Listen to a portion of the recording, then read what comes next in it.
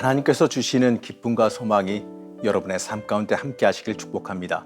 오늘 함께 보실 하나님의 말씀은 에스겔서 1장 28절 말씀입니다. 그 사방 광채의 모양은 비 오는 날 구름에 있는 무지개 같으니 이는 여호와의 영광의 형상의 모양이라. 내가 보고 엎드려 말씀하시는 이의 음성을 들으니라. 오늘도 매일 말씀 묵상과 함께 하시는 모든 성도님들을 축복합니다. 오늘부터는 에스겔서를 함께 읽어가려고 합니다. 우선 이 에스겔서를 읽기 전에 이 시대의 배경 상황을 조금 알아야 됩니다. 당시 시대는 이 바벨론 포로기입니다. 바로 성서의 무대가 이스라엘이 아니라 바벨론입니다. 그렇다면 이스라엘 사람들의 심정이 어떠했을까요? 말할 필요도 없이 참담했겠지요. 그 모습을 시편 137편에서 잘 말해주고 있습니다. 우리가 바벨론의 여러 강변 거기에 앉아서 시온을 기억하며 울었도다. 한마디로 참담하게 울부짖고 있었다 그러죠. 고대에서 전쟁은 신들의 전쟁이었습니다. 바로 신들을 대리해서 힘을 입고 싸우는 전쟁의 개념이었습니다. 이스라엘의 패배는 바로 야훼 하나님이 바벨론 신에게 졌다라는 것을 나타내게 됩니다. 게다가 이스라엘 사람들은 하나님은 예루살렘 성전 안에 계시기 때문에 여기 바벨론은 계시지 않는다고 생각했어요. 당시 사람들이 하나님은 성전 안에만 계시다고 생각했기 때문에 그렇습니다. 이 말씀을 살펴보면 이 에스겔이라는 선지자가 하나님의 영이 임함을 느꼈습니다. 그리고 보게 됩니다. 1절부터 4절까지의 이 말씀 중에 가장 핵심이 되는 단어가 있는데 바로 보았다입니다. 그는 하나님을 봤습니다. 하나님을 보았다고 하시는 분들이 있는데 다 같은 방법으로 하나님을 본 것은 아닐 거예요. 하나님을 꿈속에서 볼 수도 있고 환상으로도 볼 수 있습니다. 하지만 우리는 이 3절에서 4절 사이에 생략된 한 가지 말을 잊지 말아야 되는데 바로 그때라는 말입니다. 3절 말씀입니다. 갈대아 땅 그발 강가에서 여호와의 말씀이 부시의 아들 제사장 나 여호와에게 특별히 임하고 여호와의 권능이 내 위에 있으니라. 여호와의 권능이 내 위에 있느니라. 그때에 내가 보니. 여호와의 권능이 임하고 있을 때 그가 봤다란 얘기예요. 꿈에서 본 것도 아니고 바로 실제로 눈으로 본 겁니다. 하나님은 예루살렘에만 계신 줄 알았는데 이렇게 바벨론에서 직접 봤습니다. 이 얼마나 기가 막힌 일이겠습니까? 하나님이 지금 내가 있는 자리에 안 계신 줄 알고 비통해하고 있었는데 그 하나님이 바로 눈앞에 나타나셨다는 거예요. 에스겔 1장은 전체적으로 이끌어가는 내용이 있는데 바로 내가 직접 봤다는 얘기입니다. 에스겔은요 하나님의 임재하심을 눈으로 봤습니다.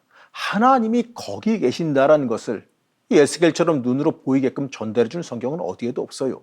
4절에 보게 되면 하나님께서 회오리 바람으로 오시는 것을 묘사하고 있어요. 내가 보니 북쪽에서부터 북풍과 큰 구름이 오는데 그 속에서 불이 번쩍번쩍하여 빛이 그 사방에 비치며 그 불 가운데 단 쇠 같은 것이 나타나 보이고. 왜 하필이면 하나님의 강하고 급한 회오리 바람으로 오고 계실까요? 그 이유가 뭐겠습니까? 바로 하나님이 지금 급하신 거예요. 바벨론 강가에 있는 이스라엘 민족을 찾아가시는 하나님이 급하십니다. 바로 현실의 문제에 대한 대답입니다. 우리가 힘들 때, 우리가 하나님이 없을 것 같이 힘들 때 하나님은 우리에게 회오리 바람처럼 급하게 오고 계시다라는 그 사실을 여러분 잊지 마시기 바랍니다. 그리고 하나님께서 오시는 그 모습이 시뻘건 불이 번쩍번쩍이고 사방을 비치고 한가운데는 시뻘건 불이 있다고 하는데 이건 바로 하나님의 영광을 뜻해요. 하나님의 입으신 옷은 에스겔이 보니까 영광 그 자체였다는 겁니다. 에스겔이 여기서 말하고자 하는 것은 하나님은 이 패배자의 옷을 입으신 것이 아니고 바로 영광의 옷을 입으셨다, 승리자의 옷을 입으셨다는 거예요. 그렇게 나타나시는 하나님의 영광이 있다는 겁니다. 그리고 여기에 표현은 과거형이 아니라 현재 진행형입니다. 지금 이 순간에도 계속해서 하나님의 영광이 지속됩니다. 이 성경 안에만 계시는 하나님이 아니고 살아계신 하나님을 뜻합니다. 하나님이 우리와 멀리 떨어져 계신 한가하신 하나님이 아니라 하늘 보좌를 타시고 우리의 역사 속으로 돌진해 오시는 우리의 삶 가운데 직접적으로 개입하시는 하나님의 모습을 뜻합니다. 바로 우리의 삶 속에 직접 개입하시고 내 인생 가운데 영향력을 끼치는 하나님의 역사가 있음을 우리는 믿어야 됩니다.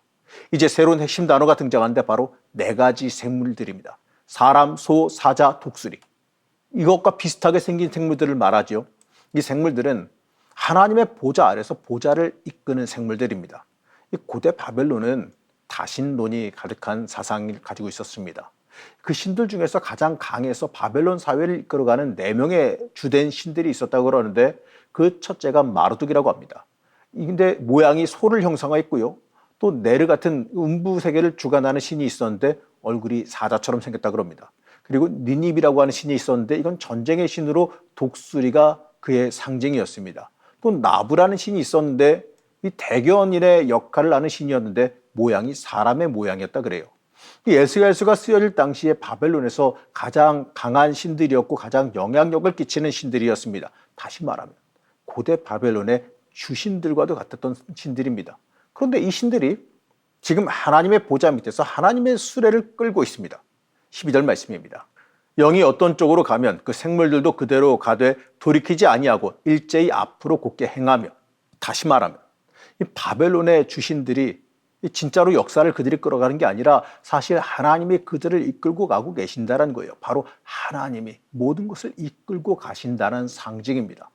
아무리 강한 세상의 신일지라도 하나님이 그 위에 서 계신다는 걸 잊지 말아야 한다는 겁니다. 이제 하나님이 타고 계신 보좌에 대해서 말하는데 여기서 주목할 부분이 있어요. 바로 바퀴입니다.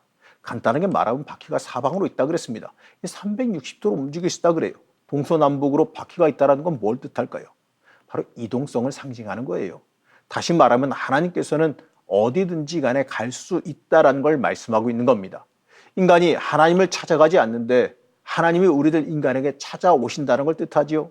다시 말하면요, 우리 속으로 오시는 하나님을 말합니다. 여기서 에스겔이 선포하는 하나님은 이 성소에 계시거나 국방에 계시는 하나님이 아니라 우리를 직접 찾아오시는 하나님을 말씀합니다. 하나님이 교회에만 있다고 생각하지 마세요. 하나님은 어느 곳이라도 어느 순간이라도 여러분 곁에 계신다는 걸 잊지 마시기 바랍니다. 이제 등장하는 내용 중에 이 창세기의 천지창조를 떠올리는 말이 등장합니다. 25절 말씀입니다. 그 머리 위에 있는 궁창 위에서부터 음성이 나더라. 그 생물이 설 때에 그 날개를 내렸더라. 바로 궁창입니다. 여기서 말하는 궁창은 바로 창세기에서 나오는 궁창과 같은 궁창이에요.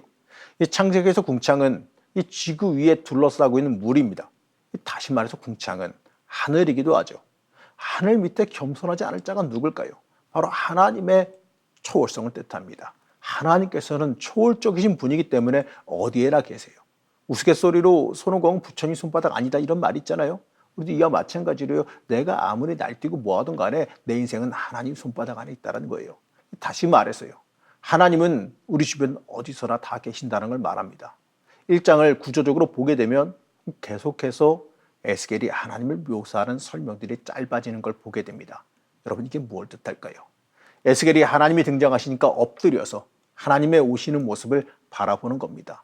하나님이 오시니까 두려워서 엎드렸습니다. 그러면서 천천히 고개를 들면서 하나님의 모습을 바라보기 시작하는 거예요. 밑에서부터 올라갑니다. 조금 더 올라갑니다. 조금 더 올라갑니다. 그러면서 말이 점점 줄어들어요.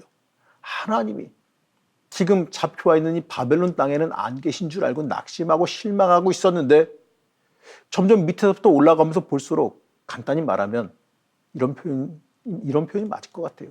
입이 떡하고 벌어지는 겁니다. 너무 좋아서 너무 기뻐서 말이 안 나오는 거예요. 왜 말이 안 나올까요? 하나님이 안 계신 줄 알았는데 하나님께서 급하게 그것도 승리자의 모습으로 영광을 드러내시면서 절대적으로 오지 않으실 줄 알았던 부정한 땅에 하나님이 오셨기 때문에 그래요. 에스겔서의 시작은 바로 이것입니다. 하나님이 여기에 함께 계신다는 겁니다. 에스겔은 바로 하나님이 여기에 오신다는 확신을 말합니다. 하나님의 임재하심, 도우심, 찾아오심을 느끼고 말하는 거예요. 에스겔은 직접 체험하고 그 체험을 전하고 있습니다. 이 본문의 보좌의 표현들은 하나님의 모습을 정확하게 표현하고자 하는 역사적인 서술이 아니에요. 바로 하나님이 어디에 계신지를 말하려고 하는 겁니다. 하나님이 어디에 계실까요? 바로 여러분이 살아계신 바로 이 자리, 여러분의 삶의 자리에 함께하고 계십니다. 사랑하는 성도 여러분, 인생 살면서 때때로 삶이 힘드십니까? 아니면 인생 가운데 하나님이 안 계신 것 같습니까? 아니면 하나님은 내가 있는 곳에는 절대로 와주시지 않을 것 같을 때가 있습니까? 아닙니다. 오늘 말씀에서는 하나님께서는 바로 하나님께서 도와주시기 위해서 승리자의 모습으로 오신다는 걸 말합니다. 확신하시기 바랍니다. 하나님은 여러분에게 지금도 다가오고 계십니다. 바로 패배자가 아닌 승리자의 모습으로 승리의 영광을 지니고 여러분에게 오고 계세요. 여러분들은 이 하나님을 바라보시고 승리하시기 바랍니다. 하나님은 승리의 왕으로 우리에게 오십니다. 우리가 그 하나님을 바라보면서 철저히 하나님 의지할 수 있어야 됩니다. 오늘 하루 살아가실 때에도 우리에게 다가오시는 하나님을, 그 하나님의 그 은혜를 소망하며 살아가시길 시간 간절히 축복합니다. 우리를 지키시고 인도하신 하나님, 우리의 인생의 삶을 살아가면서 때때로 고난과 어려움에 좌절할 때가 많습니다. 이 고난 중에도 우리를 향해 어디든 찾아오시며 지키시고 보호하시는 하나님의 은혜를 만나길 원합니다. 그 하나님의 은혜를 바라보면서 하나님 의지하며 이겨나가게 허락하여 주시옵소서. 오늘 하루도 하나님의 복과 은혜가 충만하기를 소망하며 예수님의 이름으로 간절히 기도드렸습니다.